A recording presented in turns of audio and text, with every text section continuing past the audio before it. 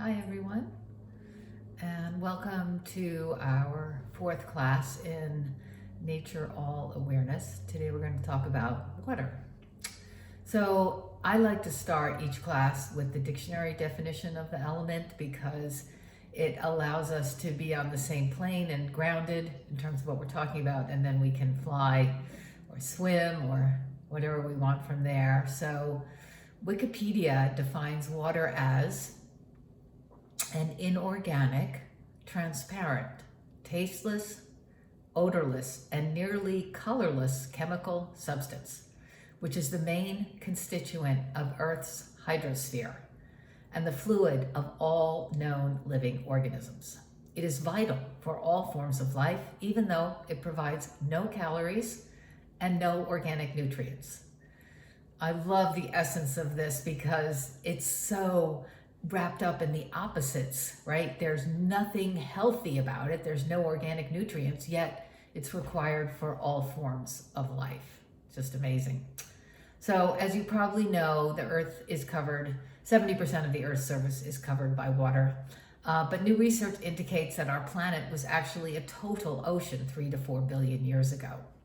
And though scientists can't actually agree whether the first forms of life began in the waters or on land, they do agree on one cool thing, which is that we have the same amount of water on the earth now that we did 5 billion years ago.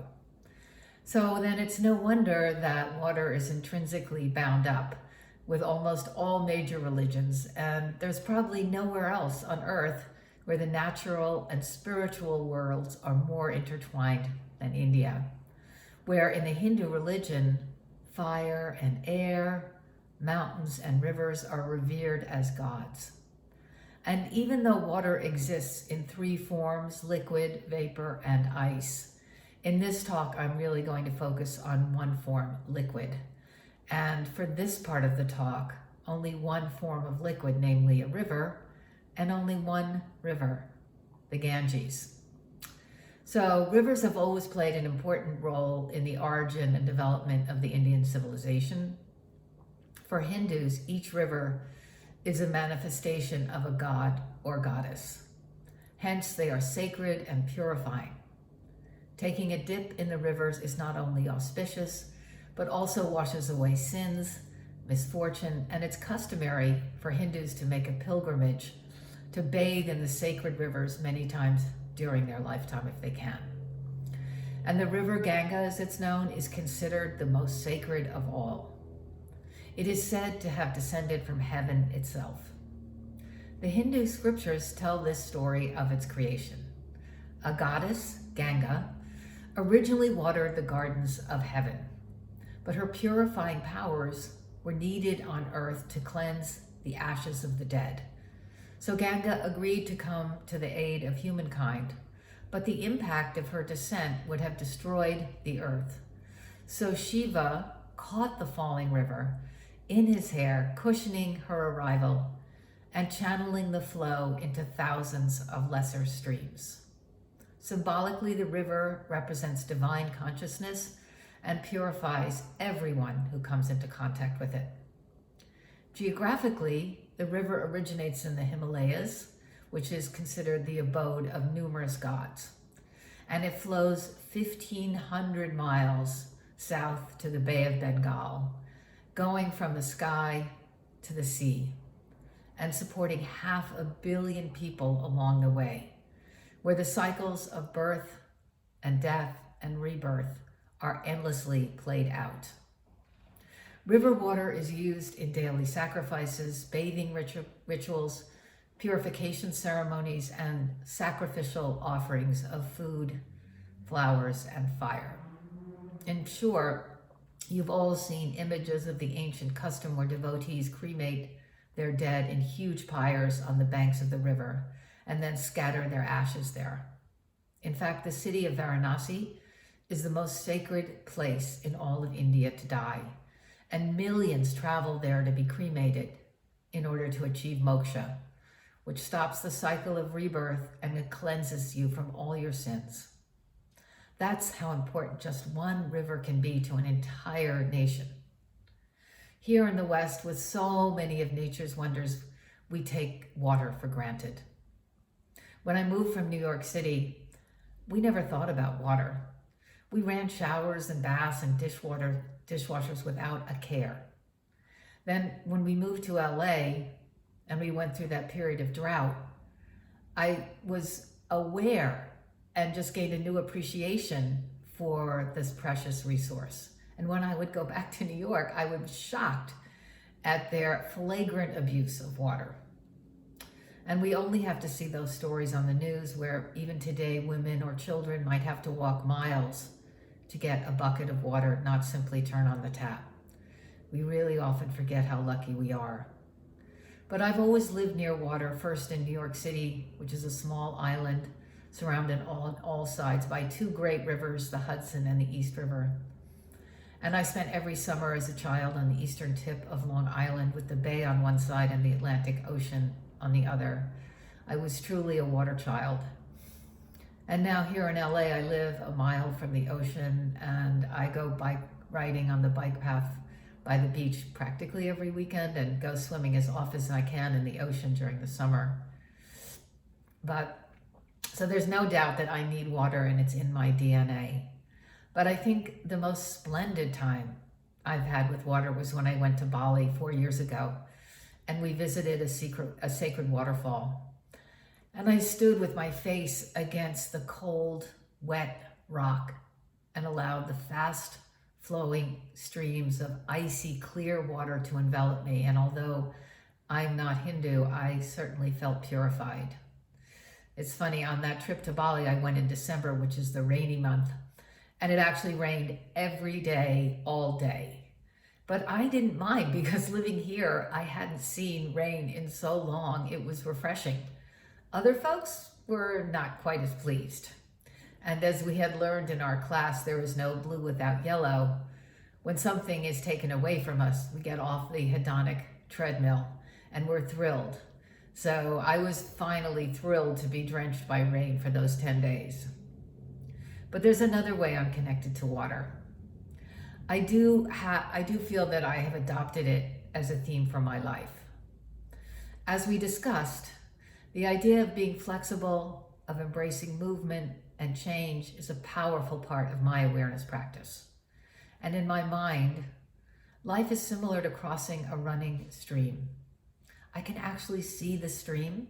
It's soft and clear, impeccably clear. And like it's just come down from the Himalayas.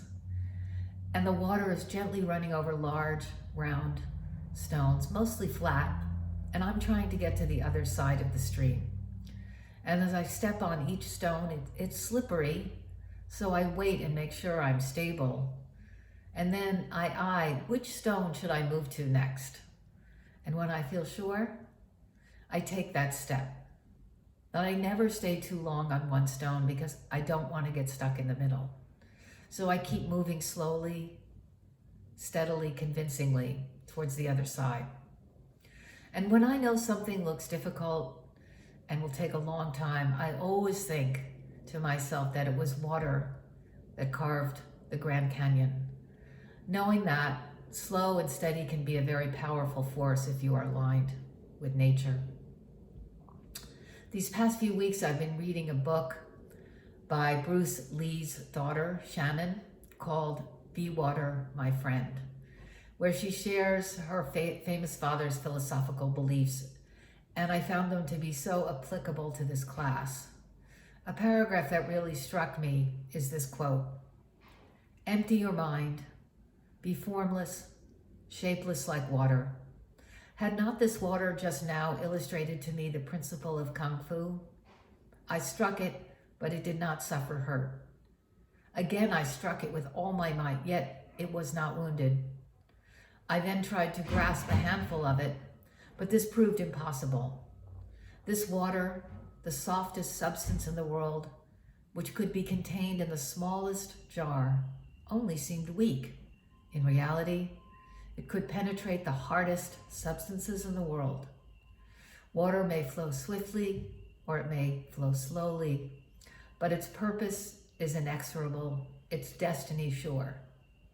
Be water, my friend." So at its essence, water flows. It finds its way around or even through obstacles, and therefore is ready to move in any direction that allows its passage. That openness and pliability means it is in a constant state of readiness. That natural state of readiness is water simply being wholly itself. To be like water, then, is to realize your most whole, natural, and actualized self, where you are living as much as possible in the slipstream of life. Flowing water is movement, it's energy, it's change, as we said with fire and wind. And all the elements are returned back to energy, water through dams, wind through turbines, fire through atomic energy or combustion. So we too are energy, movement, and change. Sometimes we think the hardest thing about life is change, but isn't that the most marvelous thing about life? What if nothing changed? There would be no life. So when Bruce Lee says, be the water, he really means be the change. There's a wonderful saying which I often recall: no person steps in the same river twice, because they are not the same person, and it is not the same river. And when it comes to change, it seems to me we have two choices. We can engineer the change or wait for change to happen to us. We often have to do both, like with my husband's macular degeneration. We can only adapt after the fact.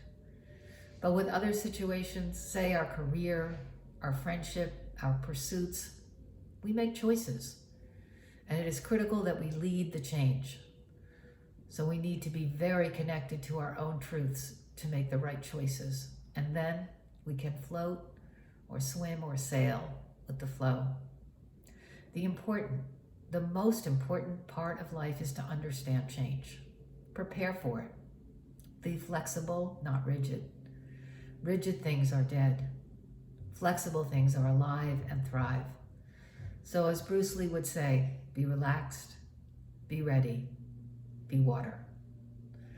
And you know, I often quote the speech from David Foster Wallace called This is Water. And I choose different parts of it for different talks, but the end of the speech is perfect for today. He writes, I know it is unimaginably hard to do this, to stay conscious and alive in the adult world day in and day out. But the real value of life has everything to do with simple awareness.